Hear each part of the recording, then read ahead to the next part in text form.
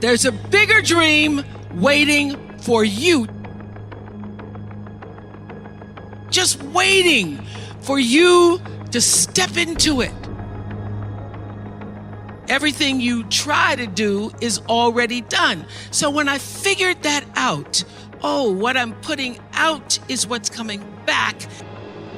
So I read a book about 1989 called Seed of the Soul.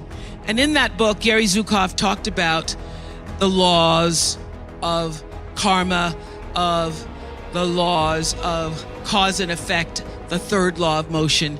And in that book, he talked about how your intention is always one with the law. Before you even think about a thing, you have an intention for the thing. And that the intention is going to determine the outcome. That's why the same people can go to the same church service and somebody walk down the aisle just to be seen to put some money in the church. The intention with which you give, the intention with which you serve determines the outcome. So when I figured that out, I went, whoa! I changed everything I did on my show. I called in the producers and I said, from this day forward, I will no longer be speaking to the KKK. I will no longer be speaking to people who are fighting each other in a way that it is damaging to the character of myself and other people who watch. From this day forward, I am only going to do intentional television. It is my intention to live to the highest calling and be pressed to the mark of the highest calling that I have come to do. So it is my intention to fulfill the dream of the Creator. And when you can ask the Creator, ask that which made you you, what is your dream for me? I guarantee you, instead of you trying to define the dream, what is your dream for me? If you're able to lean into the dream that the universe and all the forces of light and love and power and grace by all the names that we call God has for you, nobody can touch you. What is your intention? How do we want to use whoever is on this show, whatever is happening on this show, to serve the audience in a way that fulfills the mission of uplifting, enlightening, encouraging, as well as entertaining? And if it doesn't do that, then I can't do it. There's a bigger dream waiting for you, just waiting for you to step into it.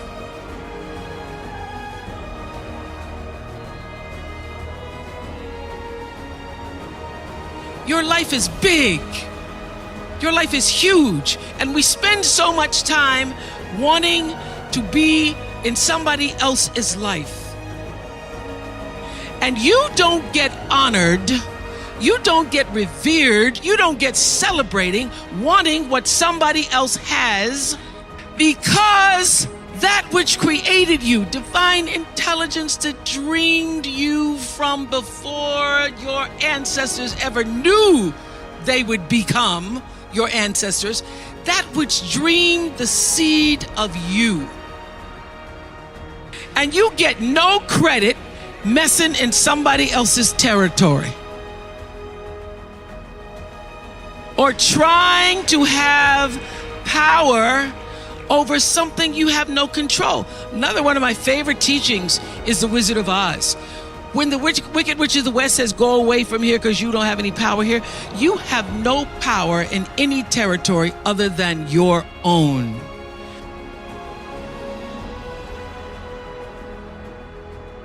Oh, but you are the master of that. You get to be the master of your own fate. You get to be the captain of your own soul. And if you just manage that,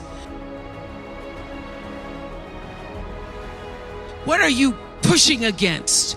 What are you not allowing?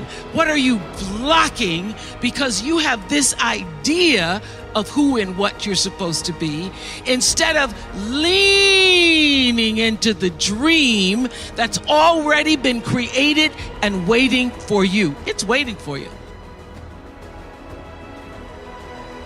And the second, it's an instant thing. It's a shift in the way you see yourself and the power from which you have come. I went through some tough times after I left the Oprah show. I made a conscious decision that when I felt I had said all that I could say and the audience had heard it, that I would move on and that I would not spend my life regretting or trying to hold on to what used to be or hold on to what I had. So I dreamed this dream of starting a network. And in the beginning, it was a struggle. It was a struggle because honest to goodness, I did not know what I was doing. I was trying to figure it out. And if you had cable, you did not have the OWN package. So it took me a minute.